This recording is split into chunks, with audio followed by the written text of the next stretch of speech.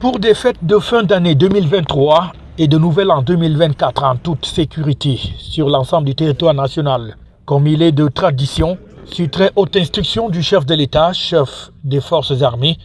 le ministre délégué à la présidence chargé de la défense, Joseph Betty Assomon, a présidé le 13 novembre 2023 la réunion spéciale d'évaluation sécuritaire du pays, en prélude à ce double événement festif. Vous le savez, dans la région de l'extrême nord, on assiste à la persistance des incursions des terroristes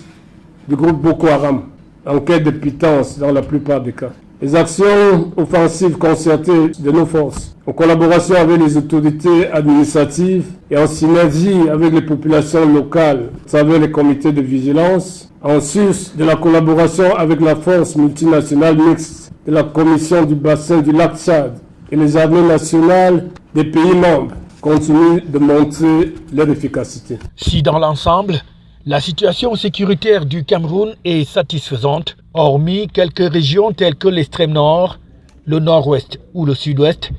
la réunion sécuritaire spéciale qui a connu la présence du délégué général à la Sûreté nationale, du secrétaire général du MINAT, du DGA de la DGRE, les deux secrétaires d'État et le commandant de la garde présidentielle, avec en bonne place le chef d'état-major des armées.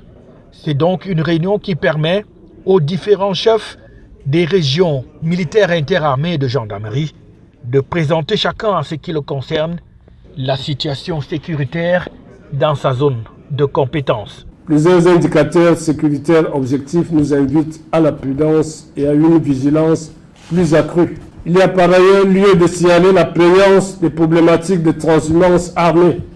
interétatique et d'insécurité transfrontalière le long de la frontière avec l'État voisin du Tchad. C'est dans ce cadre que, sur très hautes instructions de M. le Président de la République, j'ai reçu ici à Yaoundé les 2 et 3 octobre dernier une délégation tchadienne conduite par M. le ministre des Armées, des anciens combattants et victimes de guerre, pour une concertation bilatérale relative aux questions de sécurité transfrontalière commune. Le but ici étant d'avoir un tableau synoptique de la situation en matière de sécurité dans le pays, question d'en faire le rapport acquis de droit, c'est-à-dire au chef de l'État. S'agissant des régions du nord-ouest et du sud-ouest, les groupes terroristes armés privilégient depuis un certain temps une violence gratuite contre les populations civiles par la destruction de leurs biens et des enlèvements avec demande de rançon. Des résolutions, recommandations et instructions seront données pour une poursuite heureuse et plus efficace de l'action des forces de défense et de sécurité aux 4 coins du pays, pour un encadrement efficient